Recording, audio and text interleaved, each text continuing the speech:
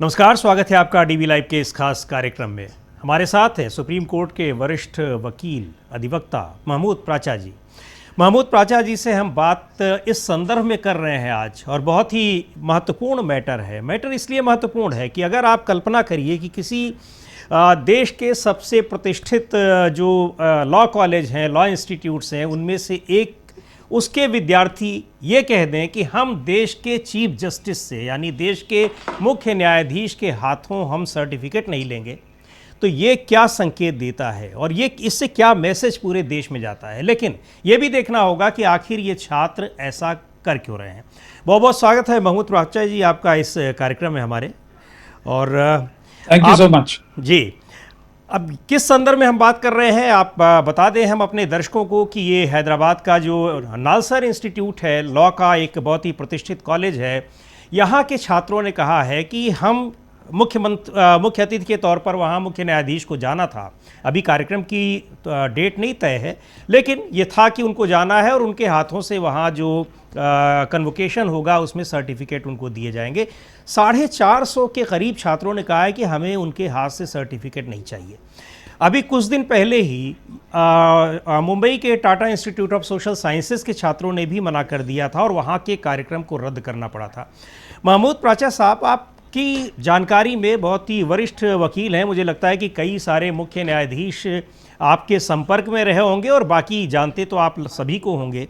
बहुत लोगों के जो कानूनी फैसले हैं उनकी वजह से जाने जाते हैं, बहुत सारे व्यक्तिगत अपने व्यवहार से, कारणों से भी जाने जाते हैं। लेकिन क्या किसी सिटिंग चीफ जस्टिस के बारे में किसी इंस्टीट्यूट के छात्रों ने इससे पहले भी ऐसा कहा है, यानी इस लेवल पर उनका विरोध हुआ है कि उनको मना करना पड़ा कि हम इनके हाथों से सर्टिफिकेट नहीं लेंगे? क्योंकि लॉ कॉलेज में तो एक गौरव का क्षण होता है कि आप देश के मुख्य न्यायाधीश से आपको प्रमाण पत्र अगर लेना हो या उनसे दिलवाया जा रहा हो। शुक्रिया मुझसे बात करने के लिए, बहुत बहुत मिश्रा साहब। और देखिए, सबसे पहले तो एक केवियट, हमारे अदालतों में एक केवियट नाम की प्रक्रिया भी होती है कि मैं ये बोलना चाहता हूँ कि ये जो टिस की घटना आपने अभी बताई और बहुत सारे प्रेस भी खबर कर रहे हैं, और ये जो हैदराबाद की नेशनल लॉ यूनिवर्सिटी की जो घटना आप बता रहे हैं, नेशनल लॉ स्कूल का जी, जो ये घटना बता रहे हैं, इसकी कोई आधिकारिक पुष्टि नहीं हुई है। लेकिन अगर ये बात सही है, और ये बहुत बड़ा अगर है जिस पे आप जैसे ईमानदार जर्नलिस्ट को रिसर्च करनी चाहिए, इन्वेस्टिगेशन करनी चाहिए, तो मुझे ये कहने में कोई संकोच नहीं है कि जो चीफ जस्टिस ऑफ इंडिया है, वो उनकी जो छवि होनी चाहिए बिल्कुल अक्षुण्ण होनी चाहिए। अगर देश के भविष्य, मैं फिर एक बार बोल रहा हूं कि ये पुष्टि नहीं है इन खबरों की जी, पुष्टि होती तो इससे ज्यादा गंभीर बात कोई नहीं होती। और इसकी पुष्टि या इसका ये खबर गलत है, इसके बारे में इन्वेस्टिगेशन होनी बहुत आवश्यक है, क्योंकि ये एलिजिबिलिटी पे सीधा का सीधा जो चीफ जस्टिस साहब जिस पद पे बैठे हुए हैं, उस पद पे बैठे रहने लायक रहेंगे भी या नहीं रहेंगे, जबकि जो छात्र हैं, जो कल के वकील और जजेस हैं, जो भविष्य है हमारे न्यायिक व्यवस्था का, वो अगर अपने आप को आइडेंटिफाई नहीं करना चाहते एक तरीके से head of one of the branches of justice system, other branch would be the bar which is called, जो मदर कही जाती है जजों की भी, मतलब बेंच की। तो ये दो ब्रांच में से जो एक ब्रांच है जिसकी ना सिर्फ इज्जत की जानी चाहिए, बल्कि इज्जत अपने आप दिल की गहराइयों से निकल के आनी चाहिए, ये क्राइटेरिया है। किसी को मजबूर करके, किसी को ये कह के कि आपको इज्जत करनी है इस पद पे बैठे हुए किसी भी व्यक्ति की, तो वहीं उस पद की गरिमा समाप्त हो जाती है। तो ये इतनी सीरियस बात है, इस बात को हल्के में नहीं लेना चाहिए किसी भी हालत में, किसी भी कीमत पे। और मेरी जानकारी में शायद ऐसा कभी भी नहीं हुआ है। मैं इसीलिए फिर भी बोल रहा हूं कि मुझे ये खबर अभी भी इसकी पुष्टिकरण होना बहुत आवश्यक है, क्योंकि इसके रेमिफिकेशंस बहुत लार्ज स्केल हैं। ये जो भी अगर ऐसा हो जाए किसी जज के साथ, इमेजिनरी अगर हम प्रिज्यूम करें, तो वो जज रहने की स्थिति में नहीं रह जाएंगे, क्योंकि उसके ऊपर तो खुद कल के फ्यूचर वकीलों का और जजेस का ही विश्वास नहीं रहा, बल्कि उनके साथ वो आइडेंटिफाई भी नहीं होना चाहते, एक फोटो नहीं खिंचवाना चाहते, बल्कि वो उस जो डिग्री उन्हें मिल रही है वो उनसे ली जाए, इसका उनको एलिजिबल नहीं मानते या इसका उनको अधिकारी नहीं मानते कि वो डिग्री दे पाए उनको। तो ये बहुत ही गंभीर और सीरियस बात है। जी बिल्कुल, ये अविश्वास की बात है, आपने बिल्कुल सही कहा। इसकी किसी कोई पुष्टि नहीं हुई है, कोई आधिकारिक रूप से कोई लेटर उन लोगों ने अपने उसको हेड ऑफ इंस्टीट्यूशन को नहीं दिया है। TISS में भी, यानी जो Tata institute of social sciences है, वहाँ भी इस तरह से कोई आधिकारिक खबर नहीं आई थी, लेकिन छात्रों का ये विरोध था और उसी वजह से कार्यक्रम को कैंसिल करना पड़ा। यहाँ भी ये विरोध है, जाहिर सी बात है कि अगर इस तरह का विरोध होगा तो हो सकता है कि वो वहाँ पर चीफ गेस्ट बनकर जाए ही नहीं, इसलिए क्योंकि अभी तक कोई डेट उसकी तय नहीं है। लेकिन जो छात्रों के हवाले से ये खबरें आ रही हैं और बहुत सारे छात्रों ने मीडिया से बात भी की है, दूसरी बात ये, केवल हम इन दो इंस्टीट्यूट्स के का ही जिक्र नहीं कर रहे हैं, हम ये पूरी की पूरी जो एक कहा जाए कि जुडिशरी का एक सेटअप है, जुडिशरी को लेकर आज के समय में लोगों का जो एक परसेप्शन दिखाई पड़ रहा है बदला है। हम ऐसा भी नहीं कहेंगे, ऐसा नहीं, जुडिशरी के तमाम फैसलों पर पहले भी सवाल उठते रहे हैं और हमारा संविधान उसकी इजाज़त भी देता है, ऐसा नहीं कि जुडिशरी पे सवाल नहीं उठ सकता है। लेकिन ये अविश्वास जैसी भावना, हम इसी की बात कर रहे हैं और आपने भी कहा कि ऐसा नहीं हुआ है। इधर पिछले कुछ समय से लगातार जुडिशरी पर जिस तरह के सर हमले हो रहे हों, हमने इससे पहले ये भी नहीं देखा था कि देश के सिटिंग चीफ जस्टिस के लिए पार्लियामेंट में कोई मेंबर ऑफ पार्लियामेंट ये कहे कि ये देश में गृह युद्ध भड़काने का काम कर रहे हैं, ये भी कभी नहीं हुआ। लेकिन अगर ऐसा हो रहा है तो इसमें सुप्रीम कोर्ट की जो भूमिका होनी चाहिए थी, क्या उससे अलग जाकर नहीं होनी चाहिए थी कि इसको लेकर कम से कम कोई आप सज़ा नहीं दे सकते, आप दंड नहीं दे सकते, लेकिन उस व्यक्ति से आप ये तो कह सकते हैं कि वो इसका सबूत तो दे दे। ये सारी चीज़ें कहीं ना कहीं सुप्रीम कोर्ट या जुडिशरी पर एक उसको लेकर जो लोगों का परसेप्शन है वो एक निगेटिव डायरेक्शन में जा रहा है। ऐसा आपको भी लग रहा है? और अगर ऐसा हो रहा है तो क्यों हो रहा है, ये बड़ा सवाल है। देखिए मिश्रा साहब, इसमें बहुत ये ज़रूरी है कि हमारे देश में, और मैं कम से कम ये बात आम आदमी की भाषा में समझाने की चेष्टा करता हूं कि हमारे देश का सिस्टम क्या है, व्यवस्था क्या है, न्यायिक व्यवस्था और देश चलाने की व्यवस्था बाबा साहब डॉक्टर भीमराव अंबेडकर के संविधान ने क्या बनाई है। जी, अभी आपने भी एक बात कही कि क्या हम लोगों का, देश की जनता का अधिकार नहीं है कि वो जजिस के कार्यशैली पे टिप्पणी करे, इस तरह की कुछ बात कही थी। मैं पैराफ्रेज कर रहा हूँ, एग्जैक्ट आपके जबान वर्ड याद नहीं है मुझे, लेकिन रियलिटी इससे उलट है।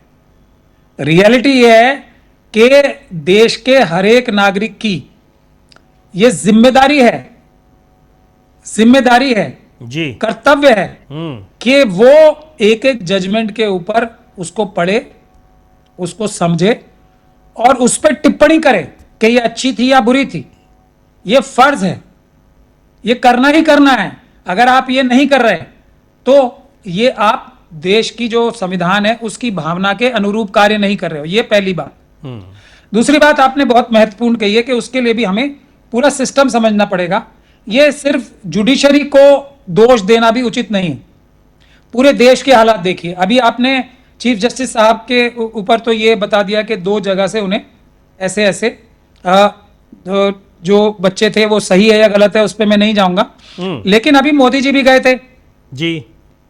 जो जड़ और बुनियाद है ना देश की, जो इस समय गति और दिशा जो है, और जो देश को गलत डायरेक्शन में नहीं बिल्कुल बर्बादी के डायरेक्शन में ले जाया जा रहा है, उसमें सबसे महत्वपूर्ण बात है कि देश में जो चुन के व्यक्ति आते हैं, जो प्रधानमंत्री एक हमारी पब्लिक की आवाज से चुन के आते हैं, उनकी जो गतिविधियां हैं वो इस देश के विरुद्ध हैं, इस देश के संविधान के विरुद्ध हैं, और एक प्रकार से इस देश का सत्यानाश करने की डायरेक्शन में ये पॉलिटिकल पार्टी जो आरएसएस और बीजेपी है, जिसके सर्वे सर्वा कहें या सबसे ऊपर बड़े लीडर कहें, वो मोदी जी और अमित शाह जी बैठे हुए हैं, वो सबसे बड़े जिम्मेदार हैं। ये हमें नहीं भूलना चाहिए। आईआईटी के बच्चों को, अभी ये भी खबर आई है, सही है या गलत है मैं नहीं कह सकता, कि उनको कितना झुकना है मोदी जी के सामने, ये भी उनको एक प्रकार से मजबूर किया गया। तो ये जो चलन शुरू हुआ है ना, ये महत्वपूर्ण बात है कि प्रधानमंत्री का पद एक ऐसा होता था, कोई भी व्यक्ति प्रधानमंत्री के पद पे बैठ जाए तो लोगों की रिस्पेक्ट ऑटोमेटिक आ जाती थी कि ये व्यक्ति प्रधानमंत्री हैं। अब डंडे मार मार के इज्जत कराई जाए जो कराने की चेष्टा हो रही है, ये सबसे बड़ा जहर है हमारे देश की डेमोक्रेसी के लिए। इसके ऊपर ध्यान देना आवश्यक है। जो जुडिशरी में भी आज हो रहा है, मैं थोड़ी सी बात इसमें अपनी रखना चाहता हूं जी। देखिए, जो जुडिशरी में आज हो रहा है उसका भी सारा का सारा दोष अगर हम ऑनरेबल जजेस के ऊपर डाल दें तो वो भी मुनासिब नहीं है। आज भी हमारे देश में, और मैं तो ये कहता हूं ना, दो तरह के हमारे स्ट्रीम्स ऑफ जजेस हैं, दो कैटेगरी के हैं, एक जज लोया और एक जस्टिस चंद्रचूड़। और मैं अभी डिटेल्स में नहीं जाना चाहूंगा। ये दो कैटेगरी के जजेस हमारे देश में पाए जाते हैं। आज भी जज लोया जैसे जजेस बहुत सारे हैं हर लेवल पे, भले ही संख्या में वो कम होते जा रहे हैं, लेकिन उसकी भी सबसे बड़ी जिम्मेदारी दो हमारे देश के जो संस्थान है उनकी है। एक तो रूलिंग पार्टी और दूसरा opposition, leader of the opposition है, जो हमारी कंबाइंड ऑपोजिशन पार्टीज हैं, उनकी भी जिम्मेदारी है। और खराबी करने की जिम्मेदारी तो पूरी तरीके से जो सत्ता पक्ष कहा जाता है आरएसएस और बीजेपी, उसकी है। पिछले 12 साल में जितनी खराबी हुई है कम से कम, और उसको रोकने में असफल रहने में सारी जिम्मेदारी विपक्ष की है। और देखिए, जो जजेस हैं वो भी तो जज लोया का एग्जाम्पल जानते हैं, कितनी राजनीतिक हत्याएं हुई हैं।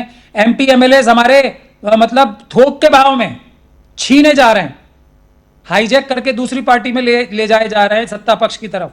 तो जज भी तो इंसान हैं, उनके ऊपर भी तो प्रेशर होता ही होगा, ऐसा हम आराम से प्रिजम्पशन कर सकते हैं। जब मेंबर ऑफ पार्लियामेंट्स पे और इतने बड़े बड़े नेताओं पे जो बहुत ही ज्यादा ताकतवर हैं, जजेस से भी ज्यादा, वो अगर मजे से या बहुत आराम से आरएसएस और बीजेपी में चले जा रहे हैं तो जजेस के ऊपर भी प्रेशर होता है। तो ये प्रेशर रोकने का जो काउंटर प्रेशर होता है वो ऑपोजिशन पार्टीज का होता है, जिसमें वो पूरी तरीके से फेल हुए।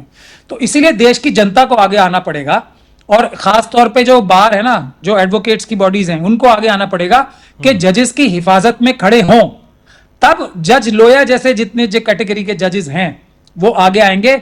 जस्टिस भुइयां का एग्जाम्पल आप इसी सुप्रीम कोर्ट में से अभी देख रहे हो, और 4 सुप्रीम कोर्ट के सिटिंग जजेस ने जी प्रेस के माध्यम से बताया था कि हमारे ऊपर दबाव है। 2018 में हम लोगों की तो आंखें उसी दिन खुल गई थी। उस दिन से हम लोग सड़कों पे हैं, अगर आपने देखा होगा, वरना हम लोगों का काम सड़कों पे आके आंदोलन करना नहीं है जी है। परंतु जब जरूरत पड़ी तो वकील भी अब सड़कों पे आ रहे हैं ईवीएम के आंदोलन के लिए, दूसरे आंदोलन में देख रहे हो आप। तो ये उस दिन से, और आज जस्टिस भुइयां खुल के बोल रहे हैं कि नहीं बोल रहे हैं। बहुत सारे फैसले ऐसे आ रहे हैं जो कि आपको न्याय सम्मत लगेंगे जी। आज भी तो आप सोच सकते हैं कि ये जजेस कितना रिस्क लेके देश के जुडिशरी को, देश की न्यायिक व्यवस्था को बचाने की कोशिश कर रहे हैं। तो बाकी जजेस जो डर के मारे या किसी भी वजह से, मैं सिर्फ अंदाजा ही लगा सकता हूं, हाँ, जो उतना न्याय नहीं कर पा रहे जो उनकी जिम्मेदारी है।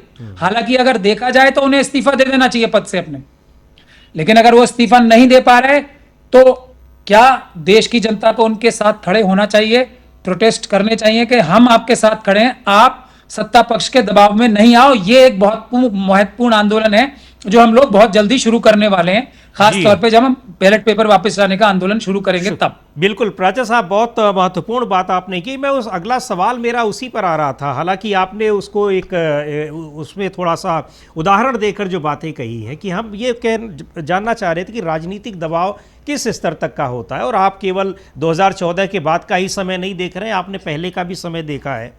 दूसरी बात ये कि जो आप ये उदाहरण ये दे रहे हैं, क्या वास्तव में इस तरह का खौफ रहता है क्या जजों में?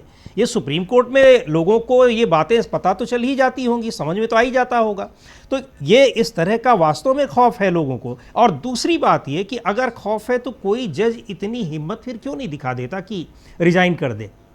वो तो उनकी अपनी स्वेच्छा पर है, इस काम में तो उनको किसी के दबाव की, किसी के समर्थन की कोई ज़रूरत नहीं होगी। इस्तीफ़ा देने के बाद वो चाहे जो कुछ भी कहें, किताब लिखकर बताएं और पब्लिक डोमेन में बड़े आराम से इन चीज़ों को ला सकते हैं। इस्तीफ़ा देने पर वो क्यों मजबूर हुए? तो मैं ये जानना चाह रहा हूँ कि एक तो दबाव में काम भी हो रहे हैं, दूसरी ओर ये दिखाने की भी कोशिश हो रही है कि दिख ही जा रहा है कि दबाव में हो रहे हैं, लेकिन इस दबाव को महसूस करते हुए लोग पद पर भी बने हुए हैं, ऐसा क्यों है? देखिए, ये बात बिल्कुल सही है, लेकिन अगर एक प्रैक्टिकल अप्रोच, मैंने इसीलिए मेंबर ऑफ पार्लियामेंट्स का, एमएलएस का एग्जांपल दिया, वो तो जजेस से भी ज्यादा पावरफुल लोग होते हैं ना जी। वो जनता के सामने जिस पॉलिटिकल पार्टी को गालियां दे के चुन के आए हैं, गालियां दे के लिटरली, जी बिल्कुल, उसमें रातों रात उसके कसीदे पढ़ने के लिए और कविताएं उसकी शान में पढ़ने के लिए तैयार हो जाते हैं, तो उससे ज्यादा प्रेशर, आप समझ लो इस बात को जी, होने का अंदाजा आराम से लगाया जा सकता है जजेस के ऊपर, क्योंकि जजेस तो उस तरीके से उतने पावरफुल भी नहीं होते, हालांकि उनके पास पावर्स बहुत है, उनको हटाया नहीं जा सकता एक निर्धारित समय तक।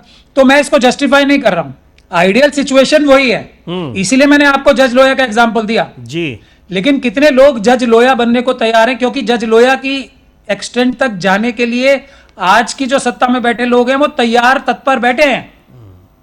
कोई राजनीतिक हत्याएं या कम नहीं हुई हैं इस 12 साल में, हत्याएं तक मैं बता रहा हूं आपको जी।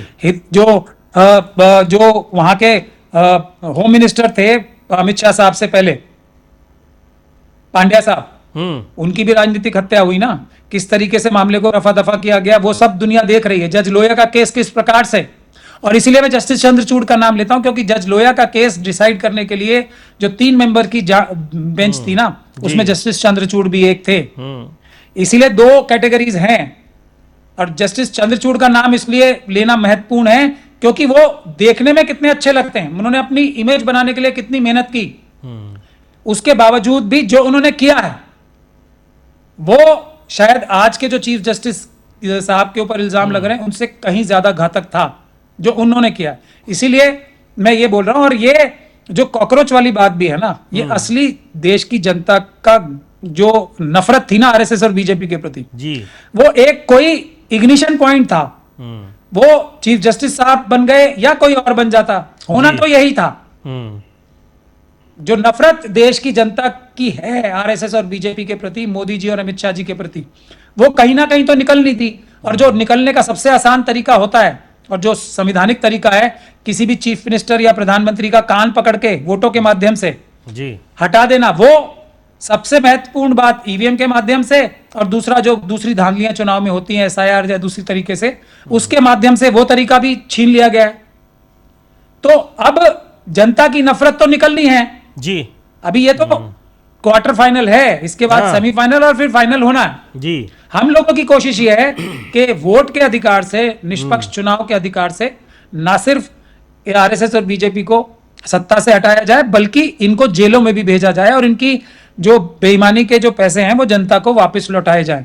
ये सही रास्ता है, संवैधानिक रास्ता। लेकिन जो माहौल बन रहा है, मुझे बहुत डर है और हम दिन रात इसको रोकने की चेष्टा कर रहे हैं कि नेपाल, बांग्लादेश, श्रीलंका जैसी स्थिति भारत में बनने वाली है, उसके कगार पे हम हैं, क्योंकि आरएसएस और बीजेपी की हरकतें अभी तक नहीं सुधरी हैं और विपक्ष हमारा अब भी पूरी ताकत से, जो सबसे बड़ी जिम्मेदारी है आरएसएस और बीजेपी को रोकने में असमर्थ है। ये बहुत इंपॉर्टेंट बात है जो हमें समझनी पड़ेगी। अब सिविल सोसाइटी को ही आगे आके देश बचाना पड़ेगा और बांग्लादेश, नेपाल, श्रीलंका जैसी स्थिति ना बने, वोट के माध्यम से ही भारत में सत्ता का परिवर्तन हो, उसका हमें सबको ताकत लगानी पड़ेगी। और आप जैसे जर्नलिस्ट जो ईमानदार हैं उनको भी ये ताकत लगानी पड़ेगी कि ये रेवोल्यूशन जो आए वो वोट के माध्यम से आए, किसी और माध्यम से आने की जरूरत ना पड़े।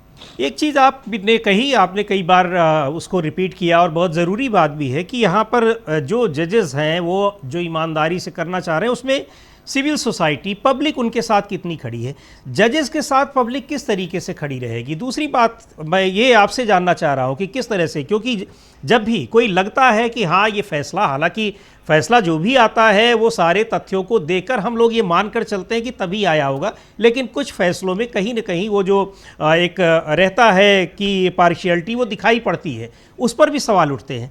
लेकिन ऐसा कोई फैसला जो आम जनता की निगाह में वास्तव में बहुत अच्छा फैसला हो और लगे कि ये दबाव में नहीं है, उसका आपने भी देखा होगा, हम लोग देखते हैं कि पूरा स्वागत होता है।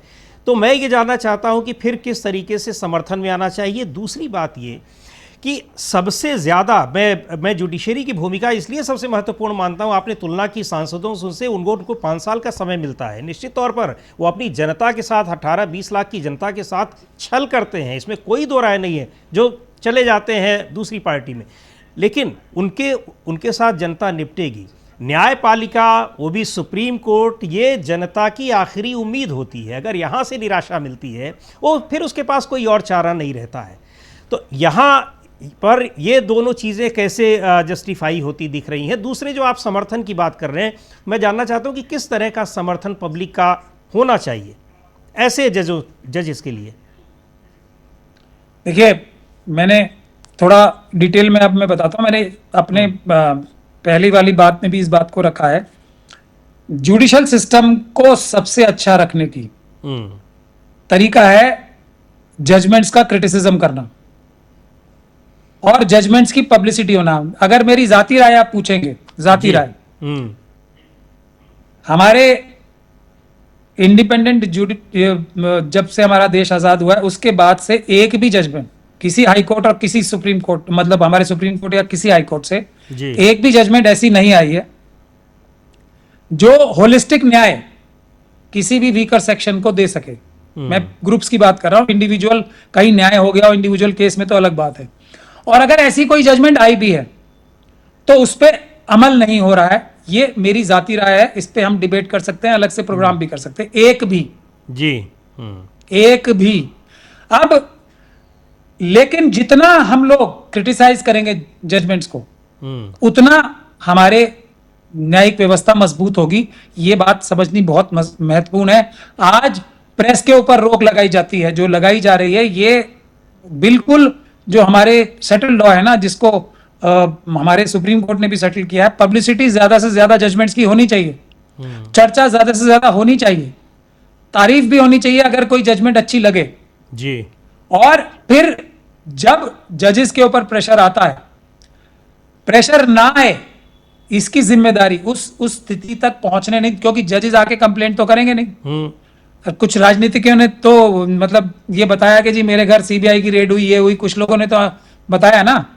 जजेस आके कंप्लेंट नहीं कर सकते, उनका एक कोड ऑफ कंडक्ट है, पब्लिक डोमेन में भी नहीं आ सकते जी। तो हमें प्रोएक्टिवली जनता को हर एक अदालत के सामने कम से कम 1 महीने में तो जाके प्रदर्शन करना चाहिए। इस बात का बड़ी संख्या में सुप्रीम कोर्ट के बाहर भी जाके, सब हाई कोर्ट्स के बाहर, डिस्ट्रिक्ट कोर्ट्स के बाहर जाके कि आप बिना डरे न्याय करो। अगर आपकी तरफ किसी ने टेढ़ी आंख करके देख ली, खासतौर पे सत्ता पक्ष ने जी, तो हम उसका इलाज करेंगे। ये काम विपक्ष का था, जो विपक्ष पूरी तरीके से फेल हो चुकी है, इसलिए जनता को करना पड़ेगा। वो बिना किसी आवाज लगाए, उनके या मदद मांगे बगैर भी करना चाहिए। और उससे भी महत्वपूर्ण बात है कि जजेस को क्रिटिसाइज, जजमेंट्स को क्रिटिसाइज, सॉरी जजेस को नहीं, जजमेंट्स को क्रिटिसाइज करना बहुत नितांत आवश्यक है। और जजमेंट्स को पढ़ना, समझना, सिर्फ ये जो 1% जजमेंट्स शायद या 1% से भी कम रिपोर्ट होती हैं, उससे ज्यादा जजमेंट्स कभी पब्लिक डोमेन में आती नहीं है। जजमेंट्स को पढ़ना, एक डेडिकेटेड इस तरीके का सिस्टम ऑपोजिशन को बनाना चाहिए, चाहे कोई भी विपक्ष में रहे, कि ये जजमेंट्स आई हैं, इसमें ऐसा ऐसा हुआ है। बहुत सारी चीजें ऐसी हैं जो जजमेंट्स को क्रिटिसाइज किया ही जाना चाहिए, उसके खिलाफ प्रदर्शन होने चाहिए जजमेंट्स के खिलाफ, कि कैसे राफेल में बंद लिफाफे से फैसला हो गया, जज लोया के केस में बंद लिफाफे से फैसला कैसे हो गया। इसके लिए प्रदर्शन होना चाहिए। ये लीगल है प्रदर्शन, और लीगल नहीं है, ये जिम्मेदारी है, करना ही चाहिए प्रदर्शन भी और फिर सपोर्ट भी। अच्छी जजमेंट जो आए उसके लिए बड़ी संख्या में प्रदर्शन होने चाहिए, स्वागत के लिए। ये दोनों काम करने पड़ेंगे अगर हमें जुडिशरी को। देखिए, अगर जुडिशरी थोड़ी सी भी बेहतर होगी ना, थोड़ी सी भी, अब इसके आगे मैं कुछ कहना नहीं चाहता जी, क्योंकि मैं निराश भी नहीं करना चाहता जनता को, क्योंकि बाबा साहब का संविधान है, मुश्किल है, लेकिन अभी भी मुमकिन है। इसी न्यायिक व्यवस्था से न्याय लेना भी मुश्किल है, बहुत मुश्किल हो गया, अब ये भी कहा जा सकता है, लेकिन पॉसिबल है। तो सबसे ज्यादा अगर न्यायिक व्यवस्था पे देश की जनता ध्यान लगा दे तो अपने आप बाकी संस्थाएं जो है वो हिम्मत पकड़ेंगी। इलेक्शन कमीशन भी चाहे भले ही जेब के क्यों ना बना दिए गए हों, लेकिन पब्लिक का डर होगा तो वो थोड़ा ईमानदारी से काम करेंगे। एक बात बताइए फिर, ये तो मतलब मुझे लगता है कि कोई भी फैसला होगा तो जाहिर सी बात है कि एक पक्ष उससे खुश होगा, एक नाराज होगा। खुश वाले अलग वहां प्रदर्शन कर रहे होंगे, नाराज वाले अलग प्रदर्शन। तो मुझे लग रहा है तब तो सारे फैसलों पर इस तरीके का एकदम बिल्कुल इसको पॉलिटिसाइज ये नहीं हो जाएगा।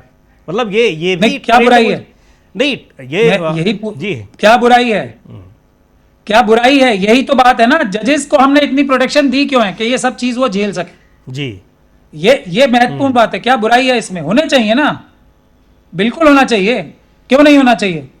अब जजेस जो कि ईमानदार लोया की कैटेगरी के जजेस हैं, उन्हें कोई फर्क नहीं पड़ रहा, पढ़ना भी नहीं चाहिए, लेकिन पता होना चाहिए देश देख रहा है, जनता देख रही है, अच्छा भी और बुरा भी, और कौन सा स्पॉन्सर्ड प्रोटेस्ट होता है और कौन सा नहीं होता। आरएसएस और बीजेपी के लोग आज जो जंतर मंतर पे भी गए थे ना, वो दूर से नजर आ रहे थे कि ये वाला कौन सा प्रोटेस्ट हो रहा है। उनकी शक्लें, चेहरा पता लग जाता है।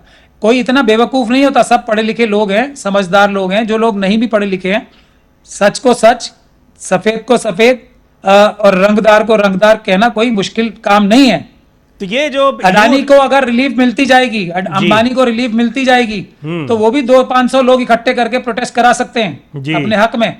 लेकिन जो 5 लाख लोग प्रोटेस्ट करेंगे, वो साफ नजर आ जाएगा कि ये जो चोरियां हुई हैं, इस जजमेंट ने उन चोरियों पे जो पर्दा डाला है, वो होना चाहिए, बिल्कुल होना चाहिए जी। और जो जितने महत्वपूर्ण पदों पे हैं ना, जितने पावरफुल पदों पे हैं, उनको अगर कोई बेनिफिट मिलता है तो उसकी तो बहुत ज्यादा एक तरीके से विवेचना बहुत ध्यान से होनी चाहिए। उसका जो है उसको थ्रेडबेयर, उसको स्टडी भी किया जाना चाहिए। और सबसे बड़ी बात है ट्रांसपेरेंसी जी। लाइव स्ट्रीमिंग होनी चाहिए। जो लाइव स्ट्रीमिंग के कानून बने भी हैं, जो रूल्स भी बने हैं सभी हाई कोर्ट में भी और सुप्रीम कोर्ट में, उसका पालन नहीं हो रहा है। बल्कि अब कोशिश ये की जा रही है कि जो लाइव स्ट्रीमिंग की जो आदेश हो गए थे, उसको अब किसी तरीके से कर्टेल किया जाए, रोका जाए। इससे ज्यादा घातक जी रेपुटेशन के लिए न्यायिक व्यवस्था की कुछ नहीं हो सकता। ट्रांसपेरेंसी, ओपन कोर्ट है। अब कोर्ट छोटा है, 1 लाख आदमी नहीं देख सकते, तो कम से कम उनको लाइव स्ट्रीम करो। बिल्कुल, ये सबसे ज्यादा घातक है। रिपोर्टर्स को भेजने का यही मकसद होता है कि वो वहां पर जो कुछ स्ट्रीमिंग है उसकी खबर बाहर दें कि क्या कुछ हो रहा है कोर्ट में। अब यहाँ बिल्कुल जी, अब इन जजेस, सुप्रीम कोर्ट के चीफ जस्टिस को लेकर मान लीजिए वो पुष्ट खबर भले नहीं, लेकिन खबर है, हम वहां पर ये जिस तरीके का विरोध हो रहा है, विरोध और भी कई जगहों पर हुए। तो अब क्या लग रहा है आपको, जो नई जनरेशन है ये इतनी आपको दिखाई पड़ रही कि जागरूक है इन जजमेंट्स को लेकर, सुप्रीम कोर्ट के जजेस के जो फैसले आ रहे हैं उनको लेकर, उनके आचरण को लेकर, और पूरा का पूरा जो जुडिशियल सिस्टम है उसमें जो कुछ हो रहा है, उन सारी चीज़ों को लेकर कितनी आप उनमें देख रहे हैं कि जागरूकता, ये जागरूकता कितना उत्साहित करने वाली है, या फिर बहुत ज़्यादा नहीं? अभी नहीं है जागरूकता। अभी वही नीजर्क रिएक्शंस हैं। कोई चीज़ हाइप हो जाती है, एक टिप्पणी जिसकी शायद कोई वैल्यू भी नहीं हो जी, वो अगर हाईलाइट हो गई, हाइप हो गई, तो उसको तो संज्ञान ले लेती है देश की जनता। ऐसा नहीं होना चाहिए। जो समझदार और पढ़े लिखे लोग हैं, उन्हें थोड़ा समय निकालना चाहिए जजमेंट्स को सारी जी स्टडी करने का, उस पर टिप्पणी करने का। अभी मैं इससे ज्यादा उत्साहित नहीं हूं। अभी मेरे ख्याल से 1% भी ऐसा काम नहीं हो रहा, लेकिन काम शुरू हो गया है। और ये नहीं भूलना चाहिए, जैसे प्रधानमंत्री, जैसे होम मिनिस्टर साहब, जैसे सारे मंत्री, चीफ मिनिस्टर देश की जनता के नौकर हैं, चीफ जस्टिस ऑफ इंडिया, बाकी सारे जजेस भी देश की जनता के नौकर ही हैं। और वो एक नौकरी कर रहे हैं। वो हम उन्हें एक ट्रेडिशन है कि उन्हें माय लॉर्ड्स और ये सब बोलते हैं। वो चेयर को बोला जाता है, हाँ, वो इंसान को नहीं बोला जाता है। बोला, बिल्कुल, बिल्कुल। वो उनके जिस चेयर पे वो बैठे हैं, उनको उस चेयर को बोला जाता है। वो भी नौकर हैं और वो बहुत टाइट रोप वॉकिंग कर रहे हैं उनके एक एक कदम को, क्योंकि उनको सुरक्षाएं बहुत ज्यादा है। अच्छे से वॉच करना चाहिए, उसकी निंदा करनी चाहिए, बिल्कुल करनी चाहिए। ये सबसे बड़ा मदद होगी हमारे जुडिशरी को बेहतर बनाने के लिए। और फिर आप देखेंगे क्वालिटी बढ़ेगी। बात ये जो टिप्पणियां होती है ना अदालतों में जी, वो जजेस तो बहुत डिसिप्लिन कम्युनिटी हैं, लॉयर्स भी बहुत सोच समझ के टिप्पणी करते हैं, जजेस तो उससे भी ज्यादा। ये जो ऑफ द कफ टिप्पणियां होती हैं, ये देखेंगे आप कितनी एकदम न्यायिक हो जाएंगी। ये भी एक तरीके से जजमेंट्स का ही एक एक्सटेंशन हो जाएगा। अगर टिप्पणी और सख्त टिप्पणियां, कड़वी टिप्पणियां होनी जितनी ज्यादा शुरू होंगी उतना ज्यादा ये हमारे जो जजेस, जो देश की जनता के नौकर हैं, वो बेहतर काम करेंगे। जी, बहुत बहुत शुक्रिया। महमूद प्राचा जी हमारे साथ, सुप्रीम कोर्ट के वरिष्ठ वकील महमूद प्राचा जी जुड़े हुए थे, और बहुत जो जुडिशल सिस्टम को लेकर जो तमाम सवाल उठ रहे हैं, जुडिशल सिस्टम को लेकर जनता के भीतर जो परसेप्शन बन रहा है, उन सारे मुद्दों पर आपने बहुत महत्वपूर्ण बातें की। लेकिन ये बात चिंताजनक है कि कैसे अगर न्याय व्यवस्था पर, न्यायपालिका पर लोगों का भरोसा कम होने लगेगा तो फिर ये देश के लिए बहुत खतरनाक स्थिति है, क्योंकि आखिरकार लोगों का जो अंतिम भरोसा होता है न्याय व्यवस्था पर ही होता है। बहुत बहुत शुक्रिया महमूद प्राचा जी, और उम्मीद है कि इन सारी चीज़ों को हमारे देश की न्यायपालिका भी समझेगी और लोगों में भी जागरूकता आएगी। बहुत महत्वपूर्ण बात प्राचा साहब ने कही कि जो सुप्रीम कोर्ट के जजेस हों, चाहे हाई कोर्ट के जजेस हों, जो भी हैं, ये सब भी इस व्यवस्था का एक हिस्सा हैं। ऐसा नहीं है कि ये आलोचना से परे हैं। इस कार्यक्रम को अब यहीं समाप्त करते हैं। मुझे दीजिए इजाज़त। नमस्कार।